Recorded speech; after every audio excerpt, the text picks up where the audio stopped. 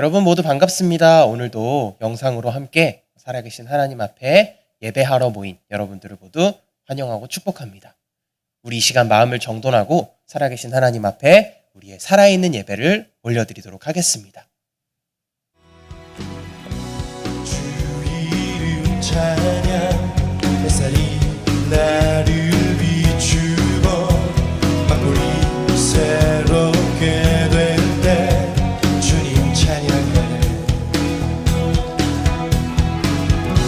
주 이름 찬양 가는 길 험할지라도 고통이 따를지라도 주님 찬양해. 모든 축복 주신 주님 찬양하리. 어두운 날이 다가와도 날 외치리. 주의 이름을 찬양해. 주의 이름을 찬양해. 영화로운 주 이름 찬양. 주의 이름을 찬양해. 주의 이름을 주의 이름을 찬양해. 영화로운 주 이름 찬양해. 주님은 주시며 주님은 찾으시네. 내 맘에 하는 말 주 찬양합니다. 주님은 주시며 주님은 찾으시네. 내 맘에 하는 말 주 찬양합니다. 주님은 주시며 주님은 찾으시네. 내 맘에 하는 말 주 찬양합니다. 주의 이름을 찬양해. 주의 이름을 주의 이름을 찬양해. 영화로운 주 이름 찬양해. 주의 이름을 찬양해. 주의 이름을 주의 이름을 찬양해. 영화로운 주 이름 찬양.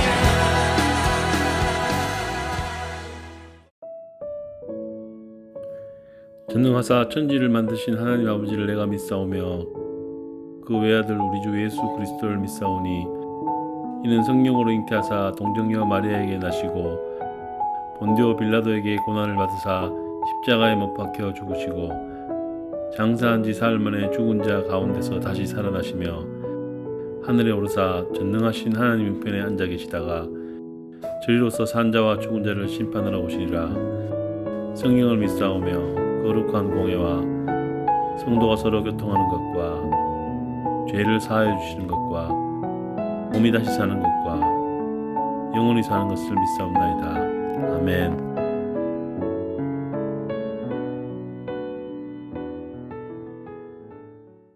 오늘 우리에게 주신 하나님의 말씀은 사무엘상 17장 45절 한 절 말씀입니다. 17장 45절 한 절 말씀을 저랑 여러분 한 목소리로 같이 읽어보도록 하겠습니다. 시작. 다윗이 블레셋 사람에게 이르되 너는 칼과 창과 단창으로 내게 나아오거니와 나는 만군의 여호와의 이름 곧 내가 모욕하는 이스라엘 군대의 하나님의 이름으로 내게 나아가노라. 아멘. 자, 여러분, 저번 주에 목사님이랑 살펴봤던 본문 기억하십니까? 그 본문 중에 중요한 것 3가지가 있다 그랬어요. 그 3가지 중에 한 가지만 저번 주에 살펴봤었죠. 뭐였습니까? 비록 골리앗은 이스라엘 혹은 이스라엘의 군대를 모욕했지만 그 이스라엘의 군대의 주인 되시는 하나님께서 이스라엘이 받은 모욕을 직접 다윗을 통해 갚아주셨다는 내용을 저번 주에 살펴봤습니다. 오늘은 그 나머지 두 개의 중요한 부분 중에 하나인 두 번째 포인트를 한번 살펴보도록 하겠습니다. 첫 번째 포인트는 다음 주에 살펴볼 내용에 굉장히 중요한 역할을 하는 내용이에요. 다음 주에 살펴보도록 할 거고요. 두 번째 내용 뭐였는지 기억나십니까? 기억하셨으면 좋겠어요. 다윗이라는 사람은 물맷돌을 의지한 것이 아니라 하나님의 이름을 의지하고 골리앗과 싸우러 나갔다 하는 사실을 오늘 좀 깊게 한번 살펴보도록 하겠습니다. 다윗은 하나님 앞에 굉장히 많은 선물을 받은 사람이었어요. 먼저 다윗은 성실했습니다. 양을 치는 양떼에게 성실함이 있다는 건 굉장히 큰 은혜를 받았다는 증거예요. 목자가 게으르면 안 되겠죠. 성실하게 다윗은 주어진 임무에 최선을 다하는 사람이었습니다. 또 다윗은 음악을 굉장히 잘하는 재능을 갖고 있었어요. 하나님의 선물을 받았는데요. 다윗이 사울 왕이 악령 때문에 힘들어하고 있을 때 악기를 연주해줬죠. 그러면 사울 왕이 나았습니다. 다윗이 죽기 전에 유언을 하죠. 사람이 죽기 전에 유언을 하는데 다윗도 유언을 하거든요. 사무엘서에 다윗이 유언하는 장면이 등장해요. 근데 다윗이 어떻게 유언을 하냐면 자기를 소개하고 이제 유언을 시작하는데요. 자신을 어떻게 소개하냐면 이스라엘의 노래를 잘하는 자가 말하노라 이렇게 하고 유언을 시작합니다. 다윗에게 있어서 노래를 잘한다는 사실은 굉장히 큰 자부심이었던 것 같아요. 하나님께서는 이러한 다윗의 재능을 사용하시죠. 다윗의 노래를 또 사용하셔서 성경을 쓰는데 큰 역할을 하게 하십니다. 다윗의 노래가 몇천 년이 지난 지금까지 우리에게 전해지고 있어요. 어떻게 해요? 시편 말씀을 통해서요. 다윗이 했던 노래가 바로 시편 말씀입니다. 시편 말씀을 통해 우리는 다윗이 했던 노래와 똑같은 노래로 하나님을 찬양하곤 해요. 똑같은 가사로요. 몇천 년이 지난 시간 가운데 그 노래가 계속해서 이어진다는 건 비록 하나님의 말씀이어서 그렇겠지만 다윗이 얼마나 하나님께 음악적인 측면에서 큰 은혜를 받았는지를 생각해 볼 수 있는 부분입니다. 이런 사실 말고도 다윗은 또 한 가지 하나님 앞에 받은 선물이 있었어요. 바로 다윗은 물맷돌을 굉장히 잘 던지는 사람이었습니다. 다윗이 골리앗을 뭐로 쓰러뜨리죠? 물맷돌로 쓰러뜨립니다. 이렇게 생각하는 친구가 혹시 있을 것 같아서 목사님이 먼저 말씀을 드리는데요. 다윗이 골리앗과 싸울 때 물맷돌을 이제 돌 5개를 가지고 나갑니다. 이렇게 생각하는 친구가 있을 수 있을 것 같아요. 그래, 다윗이 욱하는 마음에 칼을 가지고 나가기에는 조금 무겁고 하니까 그냥 눈에 보이는 돌이라도 좀 가지고 나갔나 보다 이렇게 생각할 수 있습니다. 근데 여러분 결코 그렇지 않아요. 우리가 전에 살펴봤던 내용에 의하면 다윗은 물맷돌로 곰과 사자도 죽였던 사람입니다. 다윗이 양을 치던 사람이었죠.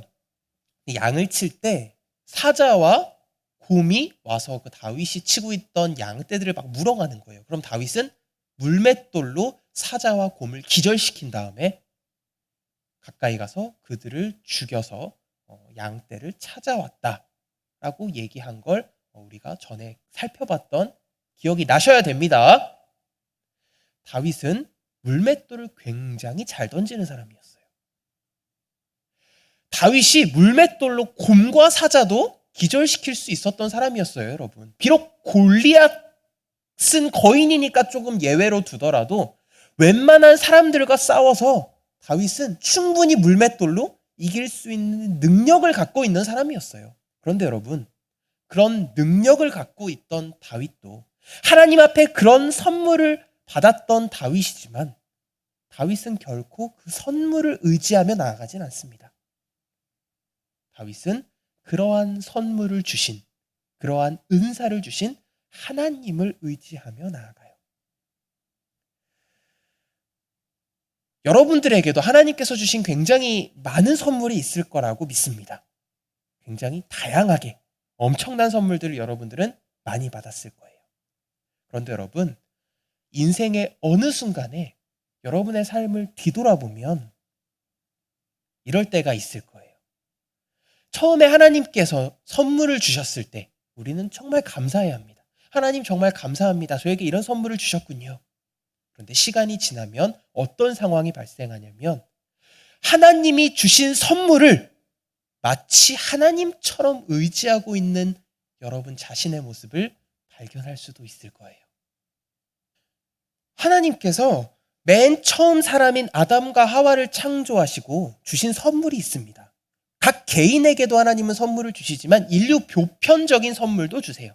어떤 선물을 주셨냐면 자유라는 선물을 주셨어요. 아담과 하와를 하나님께서는 로봇으로 만들지 않으셨습니다. 하나님이 창조하신 에덴 동산에서 하나님이 창조하신 열매들을 자유롭게 먹을 수 있도록 창조해 주셨어요. 그런데 아담과 하와는 하나님이 주신 선물인 자유를 가지고 하나님처럼 되려고 합니다. 이게 바로 아담과 하와가 지었던 첫 번째 죄예요. 죄를 짓고 난 후에 자유는 더 이상 아담과 하와에게 마냥 선물로만 역할하지 않습니다. 이제 자유는 아담과 하와에게 무거운 짐으로 다가오게 돼요. 여러분 혹시 OECD라고 들어보셨나요? 경제적으로 부유한 나라들이 36개 정도가 모여서 OECD라는 단체를 형성하고 있습니다. 그중에 대한민국도 소속되어 있어요. 그런데 몇 년 전부터 계속 뉴스에 나오는 게 뭐냐면 대한민국이 OECD 국가 중에 자살률 1위다. 이런 얘기를 목사님이 굉장히 많이 들었던 기억이 나요. 아마 2020년에도 자살률이 1위인지는 모르겠지만 굉장히 높은 쪽에 자살률이 랭크되어 있을 거라고 생각합니다.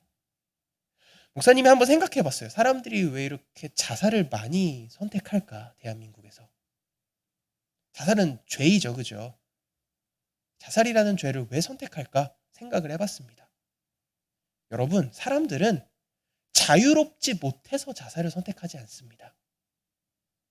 왜 사람들이 자살을 하게 되냐면 엄청난 자유가 가져다주는 무거운 짐을 견디지 못하고 그러면 안 되지만 자살이라는 선택을 하게 되는 거예요. 여러분 21세기 대한민국은 굉장히 자유롭습니다. 혹시 국기에 대한 경례라고 들어보셨죠? 가슴에 손을 얹고 나는 자랑스러운 태극기 앞에 자유롭고 정의로운 대한민국의 무궁한 영광을 위하여 이렇게 가는 게 이제 국기에 대한 경례잖아요. 21세기 대한민국은 굉장히 자유로운 나라예요. 그런데 여러분, 많은 사람들이 예전에는 이렇게 생각했어요. 그래, 우리가 더 자유로워지면 우리가 선택할 수 있는 길이 늘어날 거야. 이렇게 생각했습니다. 그런데 여러분, 잘못된 자유는 많은 길을 제공하는 것이 아니라 길이라는 것을 없애버립니다. 그래서 잘못된 자유가 엄청나게 커져 있는 곳에는 어떤 현상이 발생하냐면 사람들이 다닐 수 있는 길이 많아진 게 아니라 길이 사라져서 어떻게 해야 될지를 모르는 사람들이 혼란스러워하는 모습으로 넘쳐나게 돼요. 많은 사람들은 이러한 모습이 정상적인 거라고 생각합니다. 하지만 여러분, 결코 그렇지 않아요. 길이 없는 이 시대 가운데 우리에게 예수님께서 길이 되신다는 요한복음의 말씀은 우리가 굳게 붙들고 가야 할 말씀인 줄 믿습니다. 자유가 하나님의 자리를 빼앗고 하나님보다 중요해지는 순간 비록 자유는 사람들에게 선물로 주어졌지만 더 이상 마냥 선물이 될 수는 없어요. 자유가 주는 그 무거운 무게를 우리는 모두 짊어지고 살아가게 된다는 거예요. 자유를 선물로 누릴 수 있는 방법은 딱 한 가지밖에 없습니다. 길 대신 자유를 허락해 주신 하나님의 말씀에 우리의 자유를 복종시키는 거예요.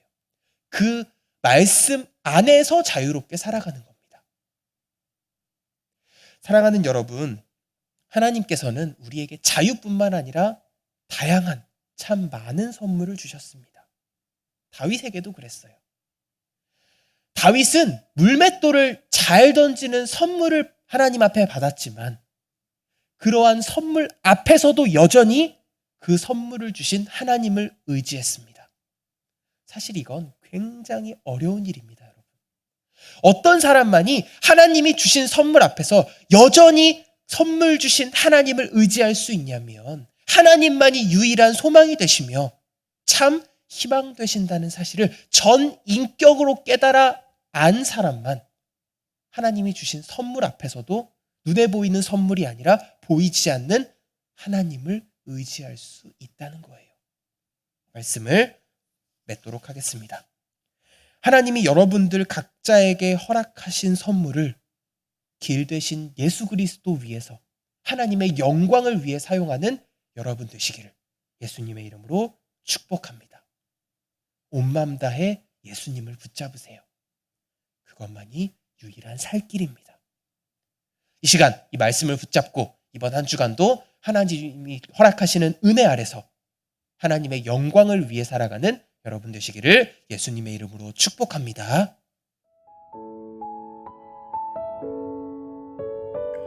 하늘에 계신 우리 아버지여, 이름이 거룩히 여김을 받으시오며 나라에 임하옵시며 뜻이 하늘에서 이룬 것 같이 땅에서도 이루어지이다. 오늘날 우리에게 일용할 양식을 주옵시고 우리가 우리에게 죄 지은 자를 사하여 준 것 같이 우리 죄를 사하여 주옵시고 우리를 시험에 들게 하지 마옵시고 다만 악에서 구하옵소서. 대개 나라와 권세와 영광이 아버지께 영원히 있사옵나이다. 아멘.